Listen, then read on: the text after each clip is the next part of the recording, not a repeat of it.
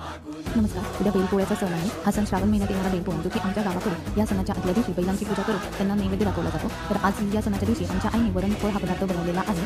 चला तर मग आपण हा पदार्थ कसा बनवतात ते बघू. ह्याला खांदेमळण असं म्हणतात या दिवसाला.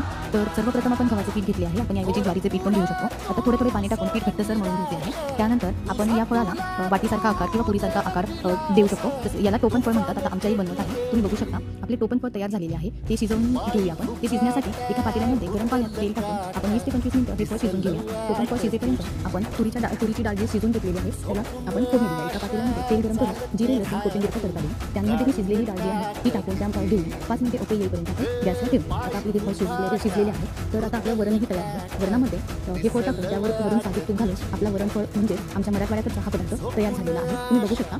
जर तुम्हाला ही रेसिपी किंवा हा पदार्थ आवडला असेल तर तुम्ही नक्की बनवून बघा. याची रेसिपी मी तुम्हाला खाली देईन. जर हा व्हिडिओ आवडला असेल तर लाईक, शेअर आणि आमच्या चॅनलला नक्की सबस्क्राईब